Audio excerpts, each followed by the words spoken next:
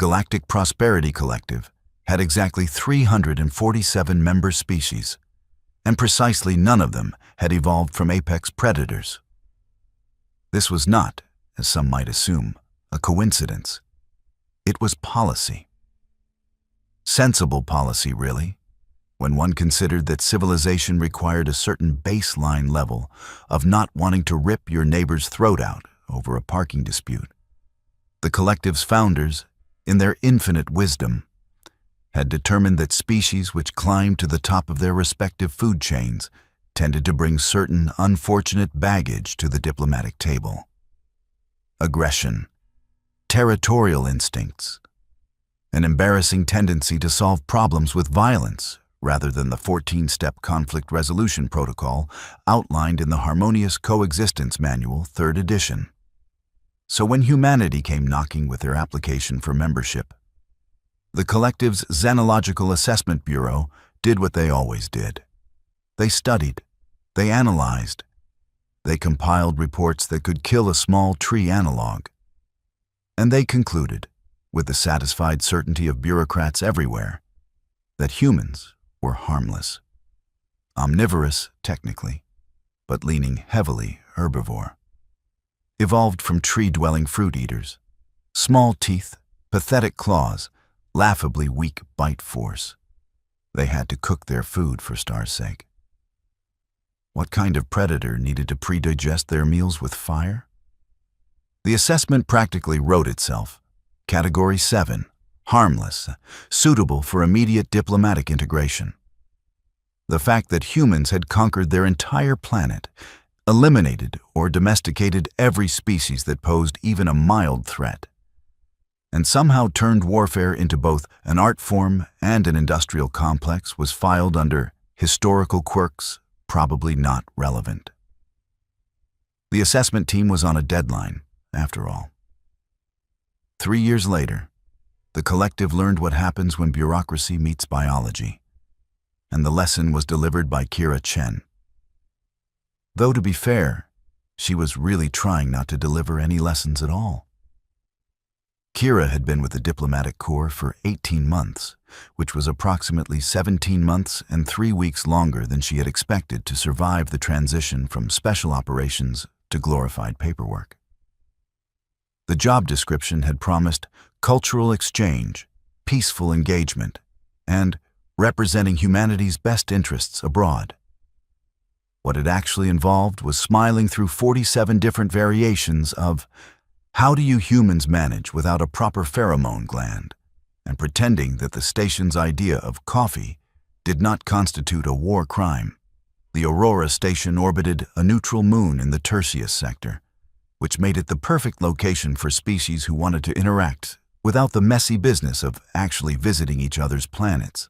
It housed roughly 2,000 permanent residents representing 83 different species, all crammed into a spinning wheel of habitation modules that smelled like a spice market, had a fight with a chemical plant, and everyone lost.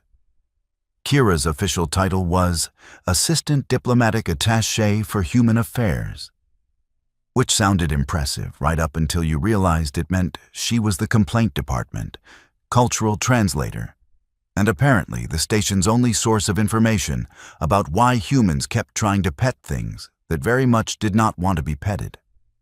She shared her office space with 3 other species representatives. There was Ven, a Quilari, whose species had evolved from something like a nervous rabbit crossed with a philosophical squid. He spent most of his time calculating risk probabilities and gently vibrating with anxiety about hypothetical scenarios. Then there was Zesh, a Korthan who looked like someone had given a praying mantis delusions of grandeur and a business degree. Zesh's species were obligate herbivores who had turned risk aversion into a competitive sport. The third was Oriel, who belonged to a species called the Methani, graceful things that moved like dancers and communicated in harmonics that made every conversation sound like a sad wind chime. Prey species, obviously. Everything in this station was prey species, except for the humans, but nobody had figured that out yet. Kira had learned to move carefully around them, slowly, deliberately. No sudden movements, no direct eye contact unless they initiated. Never position yourself between them and an exit. Basic predator protocol, inverted. It was like being a shark trying to convince goldfish you were totally one of them by swimming in really weird patterns. She had almost convinced herself she was good at it. The morning the pirates arrived, Kira was drowning in paperwork. Real paperwork, not the digital kind, because the Quillari legal system did not recognize data storage as sufficiently permanent and had somehow infected the entire station with their paranoia.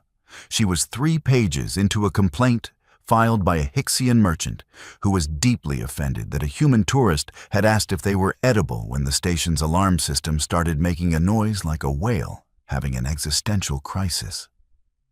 Ven immediately froze. Not like a human freezing, which implies the possibility of movement. He went rigid in a way that suggested his evolutionary ancestors had survived by becoming very good at impersonating furniture. Zesh's head swiveled 180 degrees, those compound eyes processing information in a way that Kira's forward-facing predator vision could not quite track. Then he bolted, which would have been more impressive if he had not immediately run into a filing cabinet. Oriel's harmonics went sharp and discordant, hitting frequencies that made Kira's teeth ache. The station's public address system crackled to life, and a voice that sounded like someone gargling gravel announced, "This is Commander Thrak of the Valkor Raiders. This station is now under our control. Resistance will be met with violence. Compliance will be rewarded with continued existence. You have 3 minutes to process this information before we begin forcible asset reallocation." Kira blinked, ran that through her mental translator. "They are robbing the place." "Raiders," Fen whispered, his skin shifting through color patterns that probably meant something in Quillari, but just looked like a screensaver to Kira. "Valkor Raiders. Oh, ancestors. Oh, distant progenitors. Oh, every generation that survived so I could exist only to die here. The security forces will handle this," Zesh said, though he was now pressed against the wall in a way that suggested he did not actually believe that. Oriel was singing something that might have been a prayer or a eulogy, possibly both. Kira stood up, moved to the door, and looked out into the corridor. Other beings were emerging from their offices and quarters, a rainbow coalition of panic. A Hixian merchant was attempting to hide behind a potted plant that was significantly smaller than they were. 2 Methani were harmonizing in what might have been a fear duet. A group of Quillari had formed a cluster, presumably for mutual comfort, though it really just made them one convenient target instead of several inconvenient ones. Down the corridor, she could hear the distinctive sound of security personnel trying to organize a response, which is to say, she heard a lot of high-pitched discussion and the clatter of dropped equipment. The station's security force was representative of the collective's philosophy. Diverse, inclusive, thoroughly trained in de-escalation techniques. They had completed a 6-week course in nonviolent conflict resolution and wore armor that was rated to protect against harsh language and stern disapproval. They were not prepared for the Valkor. Nobody really was. The Valkor were what happened when a species evolved on a planet where survival of the fittest meant everyone else died screaming. They were not members of the collective, obviously. They were barely members of their own society. Bipedal, heavily muscled, with natural armor plating and a cultural philosophy that boiled down to take what you want and kill anyone who objects. They were one of the 17 predator species that the collective had identified and collectively agreed to avoid like a cosmic plague. The fact that they were here now, boarding a station specifically because it was supposed to be safe, was the kind of irony that would have been funny if people were not about to die. Kira watched through the doorway as the first Valkor came around the corner.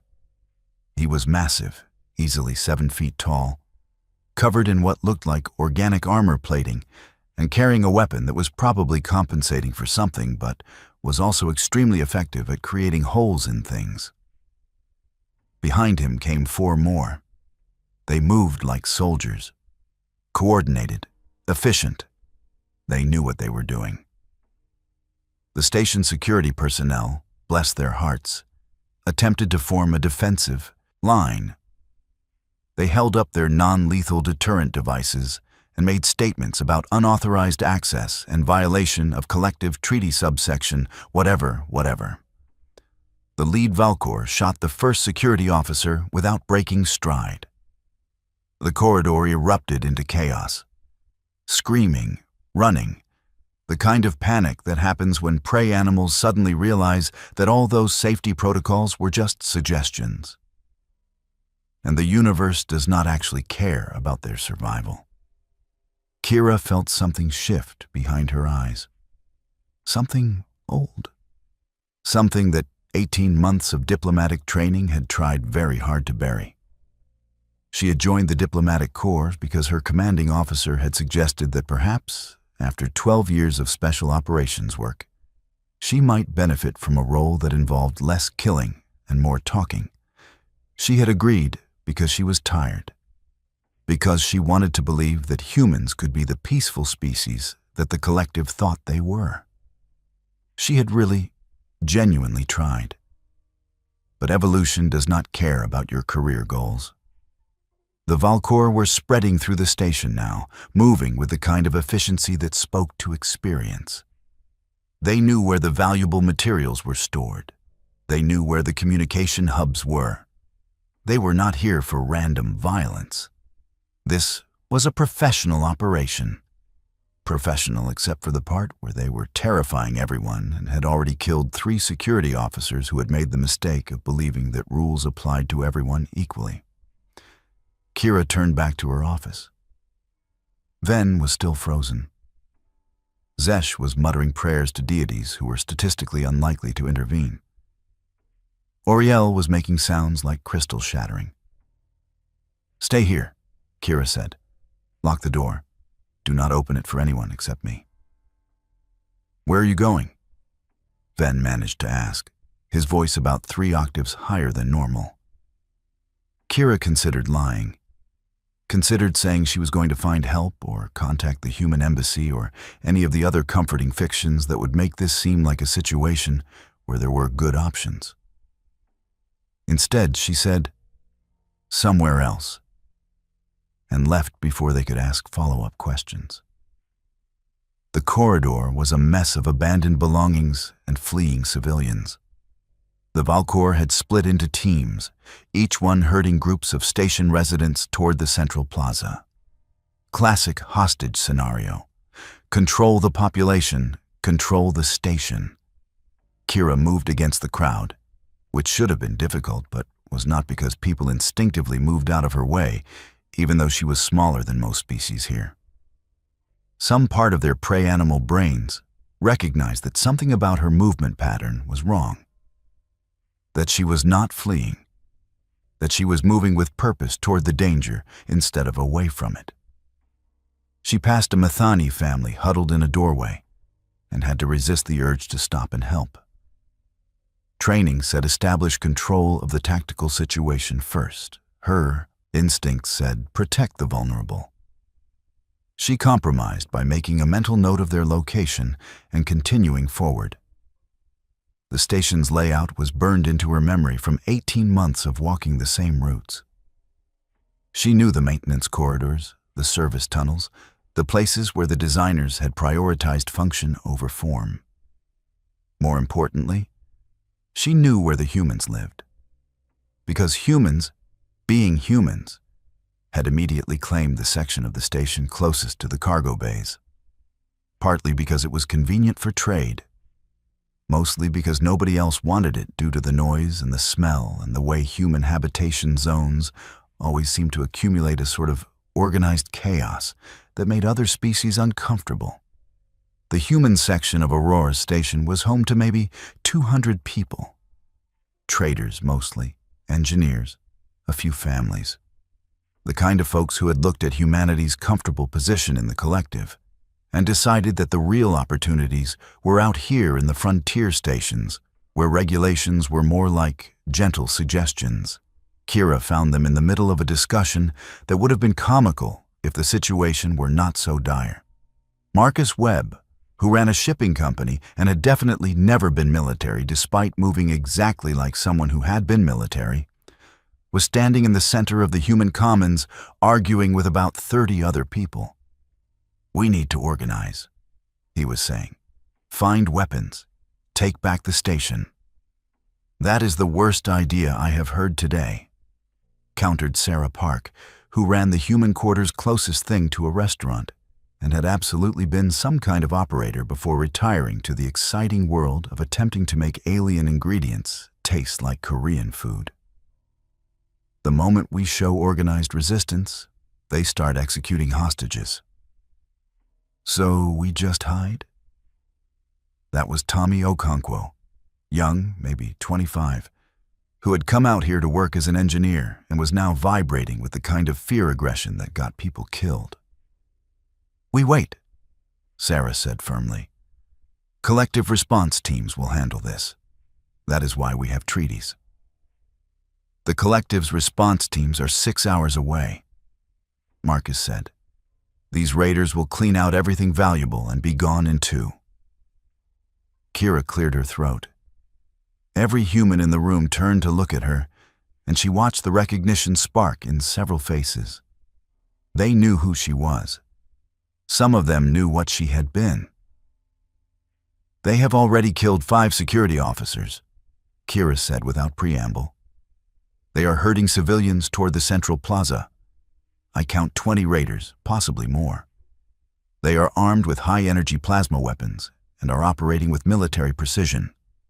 This is not a random attack. They have planned this."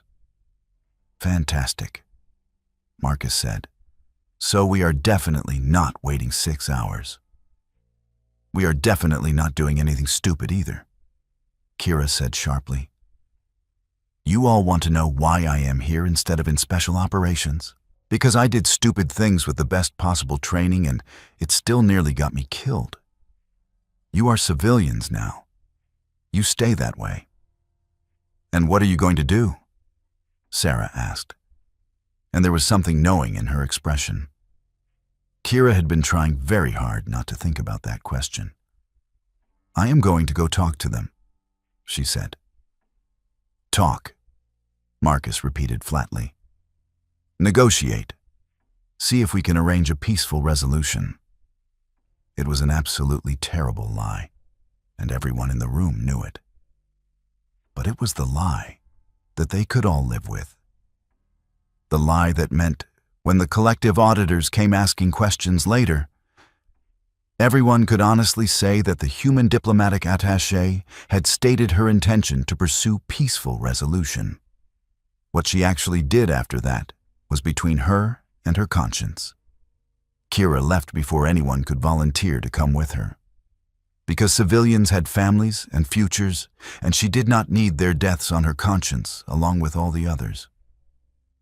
The maintenance tunnels were exactly as unpleasant as she remembered. Narrow, poorly lit, smelling like recycled air and mechanical desperation.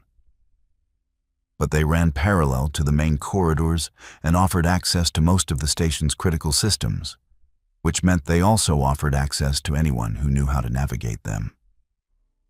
Kira had spent her first month on the station memorizing these routes because old habits died hard, and knowing the terrain was the difference between living and dying, even when you were supposedly living a safe, boring, diplomatic life.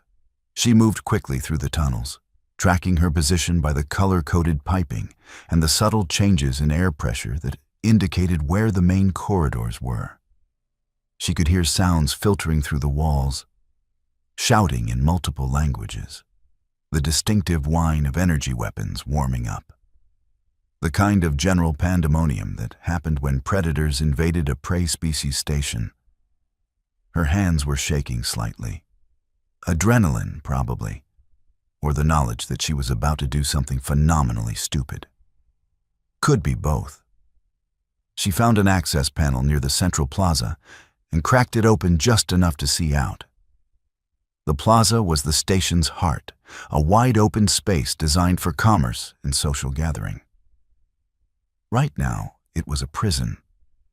The Valcour had corralled maybe 300 civilians into the center of the space and were systematically looting everything of value from the surrounding shops and offices. It was efficient, brutal, the kind of operation that spoke to experience. 4 Valcour stood guard over the hostages, weapons ready, watching for any sign of resistance. The rest were spread out in teams, breaking into secured areas, hauling containers toward the docking bay. Kira counted, assessed, calculated odds that were absolutely terrible.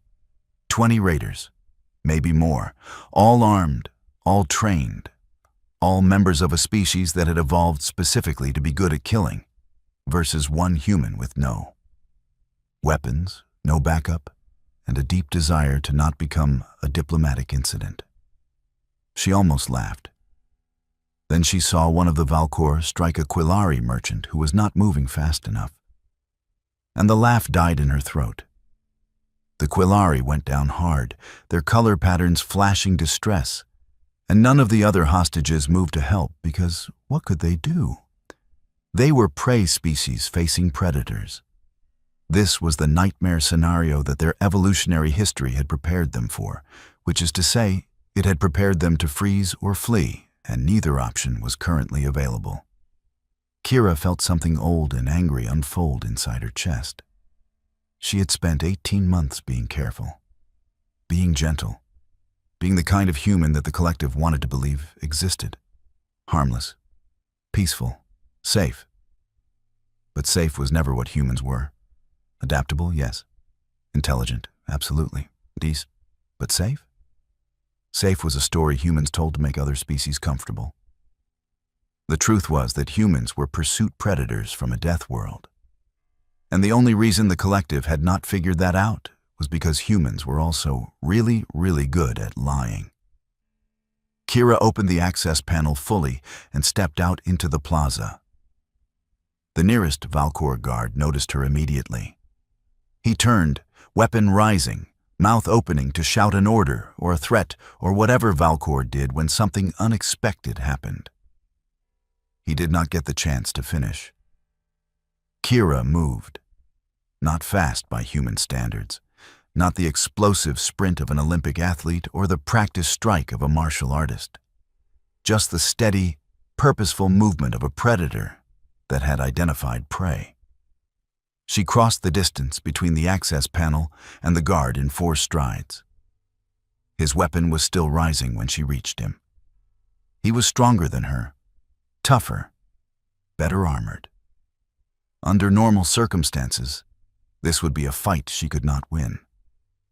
But circumstances were never normal when humans were involved. She went low, inside his guard, using his size against him. Found the weak point in his armor plating at the joint where his neck met his shoulder. Human thumbs, it turned out, were really excellent at finding pressure points when you knew anatomy and did not mind getting uncomfortably close to something that wanted to kill you. The guard made a choking sound and dropped his weapon. Kira caught it before it hit the ground. The other 3 guards noticed. For a moment, nobody moved. The plaza was frozen in a tableau of violence, interrupted. 300 hostages watching. 3 remaining guards processing what they had just seen. And Kira, standing over a disabled enemy, holding a weapon she definitely knew how to use, and absolutely not pretending to be normal anymore. The guard closest to her raised his weapon. Kira shot him. Not with the careful, measured response of someone following rules of engagement, not with the hesitation of someone who valued all life equally. She shot him the way you shoot a target on a range, with the muscle memory of 10,000 repetitions and absolutely no uncertainty about whether this was the correct decision. he went down. The plaza erupted into chaos for the second time that day. But this chaos was different. This was not the panic of prey animals fleeing. This was something the collective species had no evolutionary context for. This was what happened when the predator you did not know was a predator stopped hiding. The remaining 2 guards opened fire, but they were shooting at where Kira had been, not where she was. Humans had learned to fight on a planet where standing still meant dying. Movement was instinct. She was behind a stall, rolling, coming up with the weapon already tracking targets. 2 shots. Both guards down. 4 seconds. 4 targets. The hostages were screaming now, but not at the Valkor. They were screaming at her. Kira did not have time to process that. The rest of the Valkor raiders had noticed. She could hear them coming, heavy footfalls, shouting in their guttural language. At least 12 of them, probably more, all armed, all confused about what was happening. Good. Confusion was a tactical advantage. Kira grabbed a Mathani civilian who was frozen near her position. Get everyone to the emergency shelters. Seal the doors. Do not come out until you hear all clear from station security. The Mathani just stared at her with those 2 large eyes. Now, Kira said, and something in her voice must have translated across species barriers because the Mathani moved, pulling others with them, a chain reaction of motion as the hostages scattered. The first group of Valkor raiders burst into the plaza. They saw her immediately. 1 human, 4 dead guards, hostages fleeing. Their leader, a massive specimen with decorative scarring that probably meant something in Valkor culture, roared something that was definitely not an invitation to negotiate. Kira shot him first. Then she ran, not away. Humans did not run away from threats. That was the whole problem.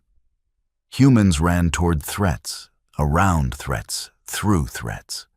Humans had looked at every predator on their home planet and decided that the solution was not to avoid them, but to outlast them, outsmart them, or just be more stubborn about surviving than the universe was about killing them. She moved through the plaza using terrain the way her instructors had taught her, cover to cover, never presenting a static target. The Valkor were faster in a sprint, but humans could turn, twist, redirect. Persistence hunting did not just apply to prey. She picked off 2 more raiders as they tried to set up a crossfire.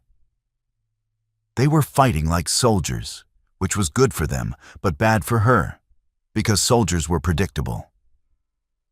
They followed doctrine. They tried to establish fields of fire and suppress movement. Kira did not suppress well. She vaulted over a vendor stall, rolled, came up shooting. 1 raider went down. She was moving again before his body hit the ground. Ammunition would be a problem soon. She was working with a looted weapon and had no idea how many shots it held. Probably not enough. A plasma bolt sizzled past her head close enough that she smelled burning hair. Definitely not enough.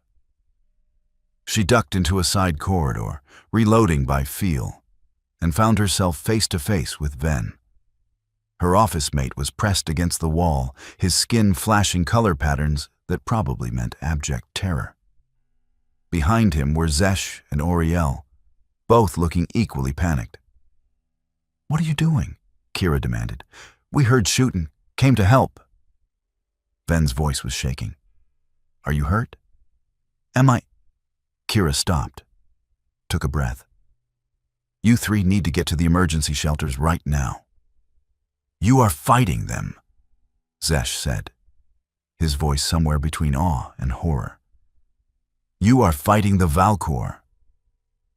"I am buying time for the collective response teams," Kira said, which was technically true if you ignored the part where she was also systematically eliminating hostiles, like this was the career she had supposedly left behind. "You killed them." Oriel sang, the harmonics dissonant with shock. "I saw. You moved so fast. How did you move so fast?" Kira did not have time for this conversation. She could hear more Valcor coming, and the corridor was a terrible place for a firefight. "Humans are persistence hunters," she said shortly. "We evolved to track prey for days until it collapsed from exhaustion." "Do you understand what that means?" "We are built to outlast things that should be able to kill us. Now get to the shelters before I have to explain to your respective embassies why I let you die standing in a corridor asking stupid questions." She pushed past them and was mildly surprised when none of them followed. The next 20 minutes were a blur of violence that Kira would later struggle to describe in her incident report. The Valcor had numbers and firepower. She had intimate knowledge of the station's layout and absolutely no regard for fighting fair. She used maintenance tunnels to flank them, shut down lights to force them into kill zones, vented atmosphere in one corridor because the raiders were not wearing proper pressure suits, and she was mean enough to exploit that. It was not elegant. It was not even particularly honorable. But it was effective. By the time the collective response teams arrived, exactly 6 hours late as predicted, there were 3 Valcor raiders locked in a cargo hold, 12 dead throughout the station, and 5 who had apparently decided this job was not worth it and fled in their ship.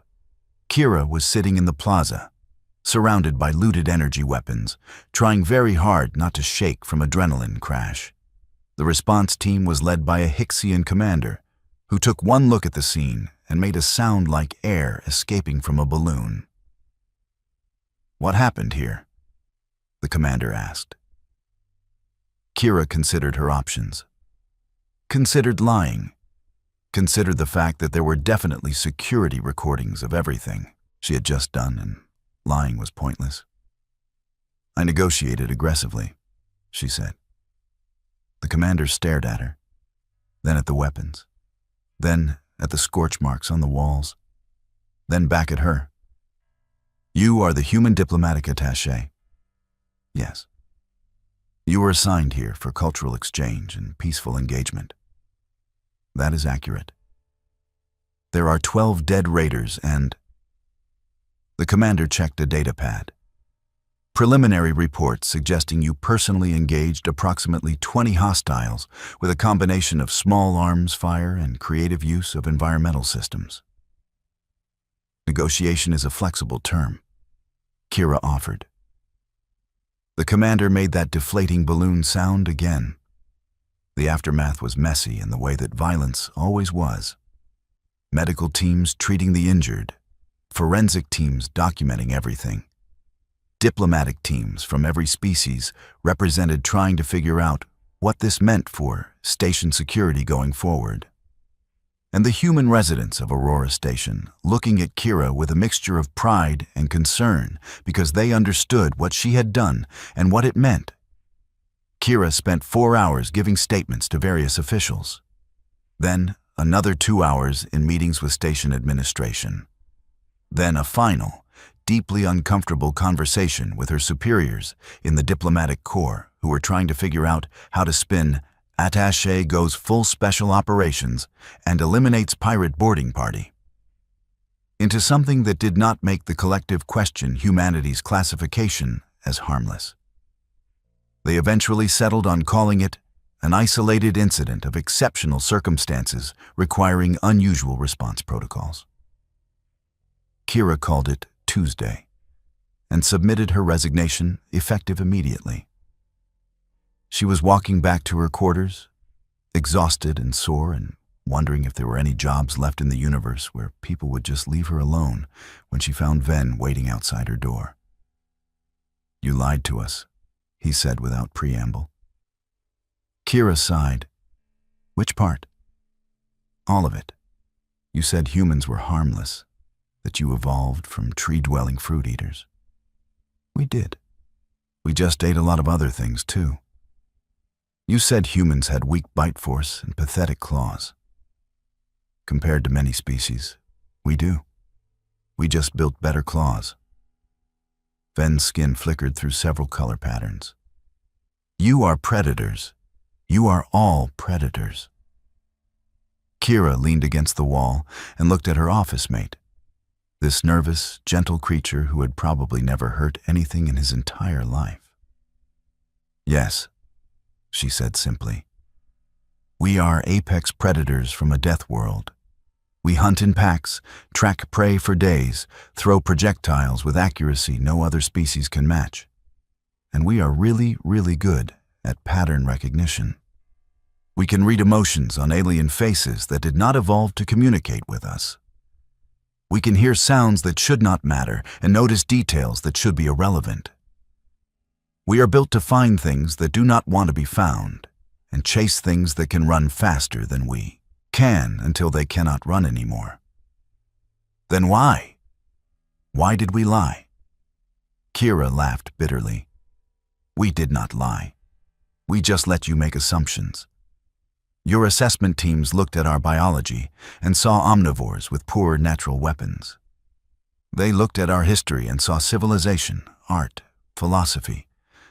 They decided we were harmless because we wanted to be diplomatic. But you are not harmless. No, Kira agreed. We are really, really not harmless. We are just really good at choosing not to be harmful.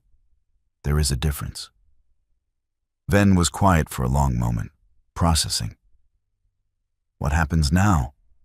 Now the collective figures out what to do with a species that is technically classified as safe, but can apparently fight off raiding parties through creative application of violence.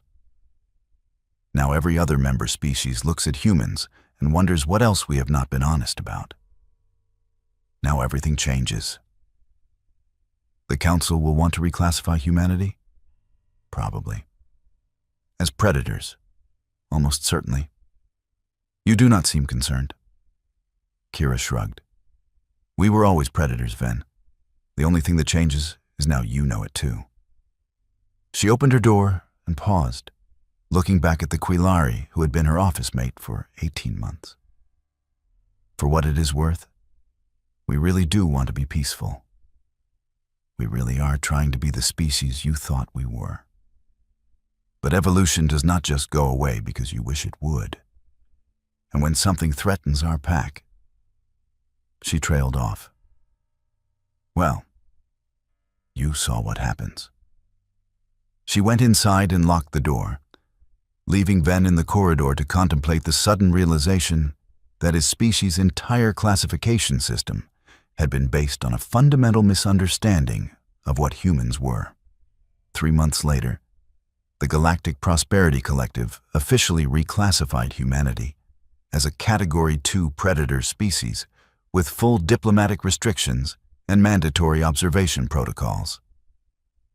The human representative to the Council, when informed of this decision, had simply smiled and said, "We understand completely.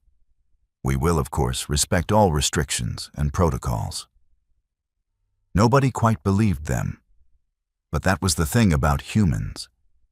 They had been living next to actual predators for 3 years already. They had been the predators, and they had done it while serving coffee, filing paperwork, and negotiating trade agreements.